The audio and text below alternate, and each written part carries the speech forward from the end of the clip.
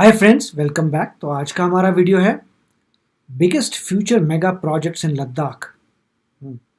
लद्दाख में सबसे बड़े भविष्य के मेगा प्रोजेक्ट्स। अरे वाह! तो इससे पहले कि इस वीडियो को शुरू करें, please subscribe to our channel और नोटिफिकेशंस के बेल आइकन को क्लिक करें, जिससे आपको हमारे नए वीडियोस के नोटिफिकेशंस मिलते रहें। अगर आपको वीडियो अच्छा लगता है, प्लीज़ लाइक एंड शेयर। चलिए शुरू करते हैं। लद्दाख हमारे देश का एक ऐसा भाग है जिसे कुछ सालों पहले तक ज्यादातर लोग जानते भी नहीं थे और ना कभी सुना था, लेकिन पिछले कुछ सालों से इस भाग की इंपॉर्टेंस हमारे देश में बहुत ज्यादा बढ़ती जा रही है और अभी बहुत ज्यादा लोग लद्दाख की इंपॉर्टेंस जो है वो समझने लगे हैं। यहाँ के लोगों को बेनिफिट करने के लिए कई सारे ऐसे प्रोजेक्ट्स प्लान किए गए हैं जो फ्यूचर में यहाँ की कनेक्टिविटी और यहाँ की बॉर्डर इंपॉर्टेंस को बहुत ज्यादा बढ़ावा देंगे। तो दोस्तों चलिए शुरू करते हैं। दोस्तों पहला प्रोजेक्ट है लद्दाख का नया एयरपोर्ट टर्मिनल। दोस्तों लद्दाख एयरपोर्ट दुनिया में सबसे ज्यादा ऊंचाई पर स्थित कुछ एयरपोर्ट्स में से एक है और यहाँ पर आ रहे पैसेंजर्स की संख्या साल दर साल बढ़ती जा रही है। अगर पिछले 5 साल की बात करें तो इसकी पैसेंजर फुटफॉल में 18.7% की बढ़त देखने मिली है और आज इस एयरपोर्ट की करंट सिनेरियो ऐसी है कि ये हर घंटे सिर्फ 250 पैसेंजर्स को हैंडल कर सकता है, जो इसके करंट स्टेटस से बहुत ज्यादा कम है। इसी के लिए एक नया बड़ा टर्मिनल प्लान किया गया है लद्दाख में, जो यहाँ के लोगों की कनेक्टिविटी और स्ट्रेटेजिक इंपॉर्टेंस को बहुत बढ़ाएगा। दोस्तों ये नया टर्मिनल 18,985 स्क्वायर मीटर स्पेस में फैला होगा। 800 पैसेंजर्स पर आवर की कैपेसिटी से ये रन कर पाएगा और इसमें 18 चेक इन काउंटर्स होंगे। तो दोस्तों आप इसे समझ सकते हो कि ये हमारे देश के कुछ मीडियम लेवल के एयरपोर्ट्स जितना बड़ा तो जरूर बन जाएगा। इसके अलावा अगर हम इस एयरपोर्ट के बाकी फीचर्स की बात करें तो इसमें 2 baggage handling belt, 3 arrow bridges जिसके कारण रिमोट टर्मिनल्स का इस्तेमाल ना करना पड़े, जो अगर क्लाइमेट खराब हो उस टाइम पर बहुत जरूरी बन जाएंगे। इसके अलावा 15 लिफ्ट, 11 एस्केलेटर्स, इन जैसी सुविधाएं इस एयरपोर्ट पर मौजूद होंगी। दोस्तों ये पूरा का पूरा एयरपोर्ट बुद्धिज्म पर थीम्ड बनाया जा रहा है और यहाँ पर एयरपोर्ट में कई जगहों पर प्रेइंग स्पॉट्स, कल्चरल और ट्रेडिशनल चीजों को डिपिक्ट करते हुए बनाए गए डिजाइन्स, मूर्तियां, स्कल्पचर्स आपको देखने मिलेंगे। साथ साथ पिलर्स पर आपको जो बुद्धिज्म में प्रेइंग व्हील्स होते हैं वो भी यहाँ पर नजर आएंगे। इस पूरे के पूरे एयरपोर्ट की रूफ जो है वो लद्दाख के टेरेन को डिपिक्ट करती हुई बनाई जाएगी। जैसे यहाँ का एनवायरनमेंट है नेचुरली, वैसे टाइप का ये बनाया जाएगा और इसके बनने के बाद में ये one of the best airport होगा जो इतनी ज्यादा हाइट पर मौजूद होगा। इसके करंट स्टेटस की बात करें तो इसका कंस्ट्रक्शन बहुत ज्यादा तेजी से जारी है और टाइम पर खत्म हो जाने की उम्मीद इसकी बताई गई है। दोस्तों अगला जो प्रोजेक्ट है वो है जोजिला टनल। दोस्तों लद्दाख, लेह और जम्मू एंड कश्मीर के बीच में कनेक्टिविटी आज इतनी स्ट्रांग नहीं है। जो भी इंपॉर्टेंट रोड है वो साल में 6 महीने के लिए बंद हो जाते हैं जब मौसम खराब होता है सर्दियों के दौरान। इसके कारण इस रीजन की कनेक्टिविटी साल भर देश से बनाए रखना बहुत डिफिकल्ट है, लेकिन क्योंकि आज वो जरूरी है इसके लिए इस कनेक्टिविटी को मेंटेन रखने के लिए डिजाइन की गई जोजिला टनल। दोस्तों कुछ दिन पहले जब अटल टनल का इनॉग्रेशन हुआ तो ये दुनिया में सबसे लंबी टनल थी जो 10,000 फीट से ज्यादा ऊंचाई पर मौजूद थी और ये टनल इसका भी रिकॉर्ड तोड़ेगी।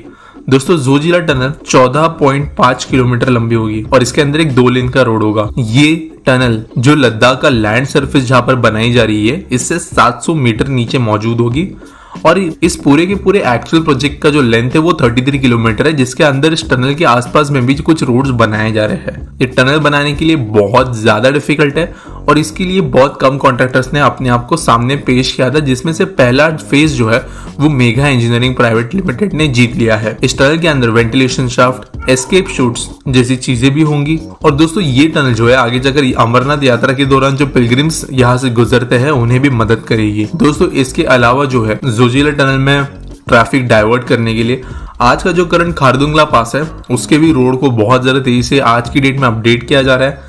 साथ साथ पारचा नीमू जो रोड है लद्दाख में मौजूद, इसे भी अपग्रेड किया जा रहा है। बेसिकली इन्हें वेदर प्रूफ बनाने की कोशिश की जा रही है।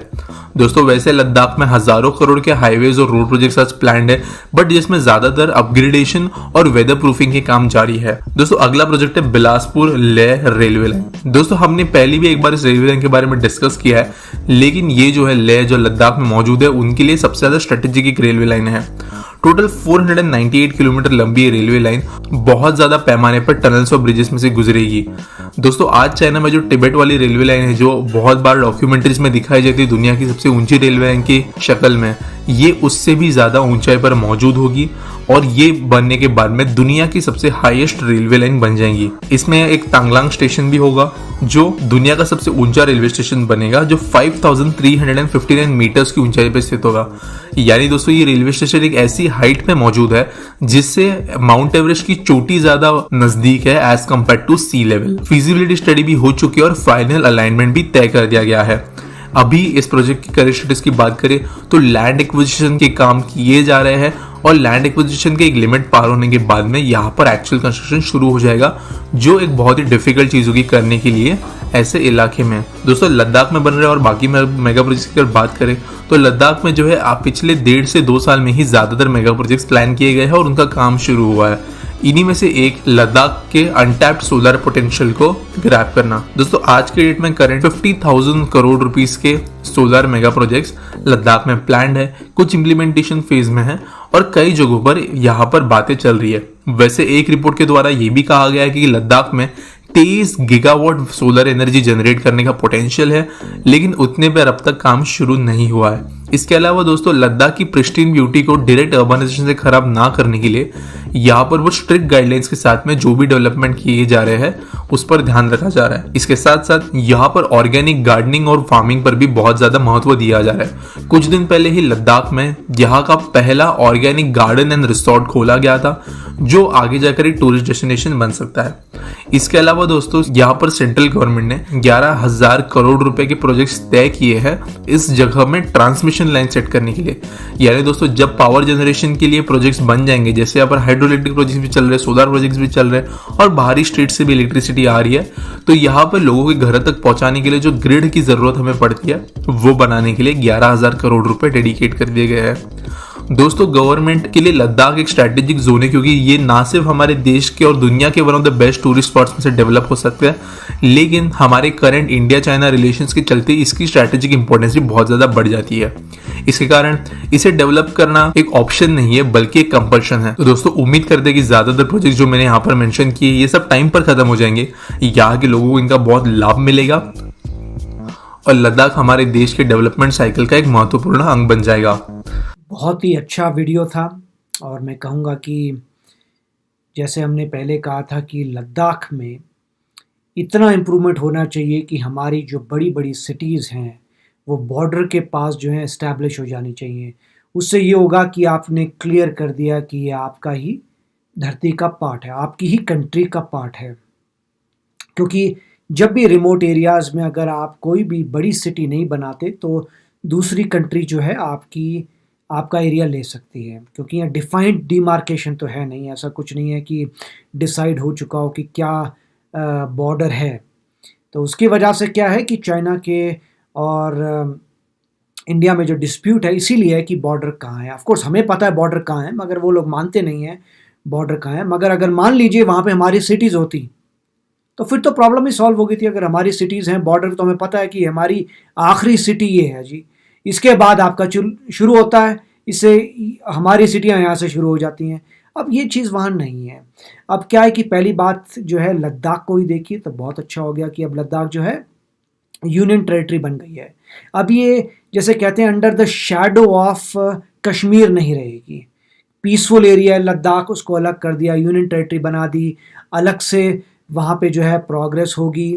वहाँ पे शांति प्रिय लोग हैं जो बहुत पहले से कह रहे थे कि प्लीज़ हमें स्टेट बनाइए, तो अभी यूनियन टेरिटरी बनी है, बाद में जाके हो सकता है स्टेट भी कन्वर्ट हो जाए। और यहाँ पे जो है इम्प्रूवमेंट जो है किस तरीके से हो रही है, पहले एयरपोर्ट हो रहा है इम्प्रूव, उसके बाद जो है टनल्स इम्प्रूव हो रही है क्योंकि पहाड़ी इलाका है और अगर आप पहाड़ों के ऊपर से जाते हैं तो आपको गोल गोल गोल गोल घूम के जाना पड़ता है, समय ज़्यादा लगता है और जब स्नो ज़्यादा पड़ेगी तो पूरा जो है रास्ता भी बंद हो सकता है। तो ये उसके लिए टनल बेस्ट है। तो आपने एयरपोर्ट का काम चालू कर दिया, आपने टनल्स बना दिया, आपने ट्रेन्स भी शुरू कर दी, मतलब ट्रेन्स तो होंगी वहाँ पे मगर बड़े नेटवर्क की ट्रेन जो इंपॉर्टेंट मेजर सिटीज़ में जा सके और लोकल एरियाज़ को कवर कर सके, तो ट्रेन्स भी आ रही हैं।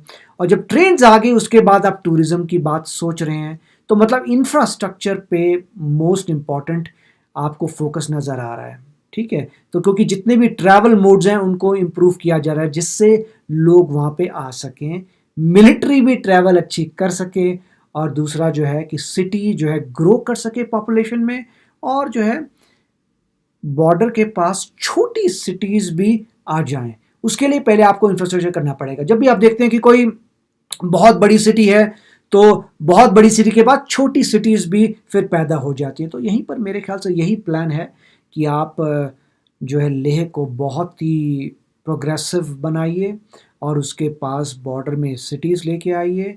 ट्रांसपोर्टेशन ज़बरदस्त होना चाहिए। ट्रांसपोर्टेशन कैसे कर रहे हैं? एयरपोर्ट से, ट्रेन से और टनल से। और उसके बाद जो है टूरिस्ट स्पॉट्स भी बनेंगे। अब सोलर पावर, ऑब्वियसली ये सब करने के लिए आपको पावर चाहिए, तो जैसे बोल रहे थे वो कि हाइड्रो इलेक्ट्रिक पावर के भी कुछ प्रोजेक्ट्स हैं और उसके अलावा जो है अब सोलर के भी प्रोजेक्ट्स आ रहे हैं, सोलर एनर्जी के। सोलर एनर्जी जब आ जाएगी उससे बेटर कोई चीज़ नहीं है। बड़े बड़े सोलर फार्म्स आ जाएंगे और वो एनर्जी जो है लद्दाख एक्सपोर्ट भी कर सकता है अगर चाहे तो। अगर नेबरिंग जो कंट्रीज़ हैं थोड़ी पीसफुल हो जाए तो उनको एक्सपोर्ट की जा सकती है, अदरवाइज़ दूसरे स्टेट्स को एक्सपोर्ट की जा सकती है, श्रीनगर को एक्सपोर्ट की जा सकती है, मतलब कश्मीर को एक्सपोर्ट की जा सकती है। तो बहुत कुछ हो सकता है और ये सब इसलिए है क्योंकि लद्दाख पीसफुल प्लेस है, स्ट्रेटेजिकली बहुत इम्पॉर्टेंट है और इनसे जो है बहुत फ़र्क पड़ जाएगा। अब ये है कि लोगों को नॉर्मली ये रियलाइज़ नहीं होता कि लद्दाख का जो है ऑल्टीट्यूड या एलिवेशन बहुत हाई है, ठीक है। अब उससे ये होता है कि वहाँ पे वेदर जो है टोटली डिफरेंट है। अब थोड़ी सिमिलैरिटी जो है डेनवर से भी है जहाँ पे मैं अभी हूँ। और जैसे आज जो है हमारा सुबह का टेम्परेचर था -11 डिग्री सेंटीग्रेड और सेल्सियस, और रात में मेरे ख्याल से ईज़िली जो है -16 तक चले जाएगा।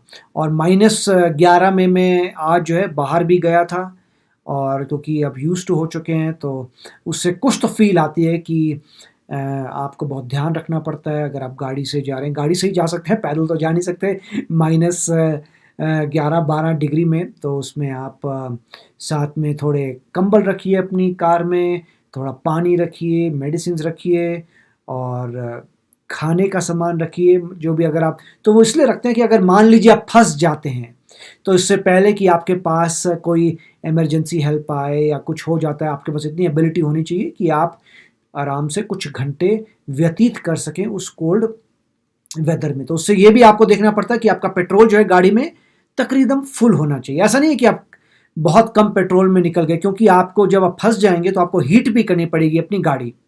तो गाड़ी में पेट्रोल जो है नॉर्मली क्लोज टू फुल होता है और ये सब सामान लेके बंदा चलता है। ये बेसिकली सामान जो है कार में विंटर्स जब आती हैं तो बंदा जो है कार में सारा सामान टू बिगिन विद रख ही देता है। पूरा कंबल पड़े होते हैं, खाने की प्रोटीन बार्स पड़ी होती हैं, पानी पड़ा होता है, ये सब जो है कार के अंदर ऑलरेडी पड़ा होता है। आपको सिर्फ इतना मेक श्योर करना पड़ता है कि पेट्रोल जो है काफ़ी ज़्यादा ख़त्म मत होने चाहिए अपनी कार में, क्योंकि कब क्या पता कब आप फंस जाएं।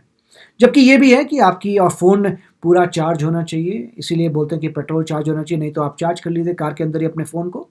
और नॉर्मली कई बार ऐसा होता है कि गाड़ियाँ जो है स्नो जब काफ़ी पड़ती है तो स्लिप हो जाती हैं गाड़ियाँ और फिर समय लगता है इमरजेंसी वर्कर्स को आने के लिए, स्पेशली अगर आप दूर जा रहे हो थोड़े कोलोराडो के अंदर ही। तो इस अगर वीडियो पे वापस आते हैं तो मुझे बहुत अच्छा लगा और मेरे को ये होता है कि लद्दाख जब आप सुनते हैं तो काफ़ी लोगों को ये आइडिया नहीं रहता कि किस तरीके का वेदर है। मगर हम लोग जैसे हम लोग रहते हैं 6500 फीट पे, तो हमें जो है काफ़ी आइडिया रहता है। 6500 फीट पे जो है हमने काफ़ी ठंड देखी है, तो हमें आइडिया है कि लद्दाख में कैसी ज़िंदगी होगी। ऑफ कोर्स लद्दाख तो और भी ऊंचा है।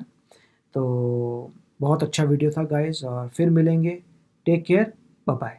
तो अगर आप मेरे इस चैनल पे नए हो तो जल्दी से सब्सक्राइब के बटन को हिट करो और बेल आइकन को क्लिक करो, ताकि आपको मेरा जब नया वीडियो मैं लगाऊं आपको उसके बारे में जल्दी से पता चल जाए।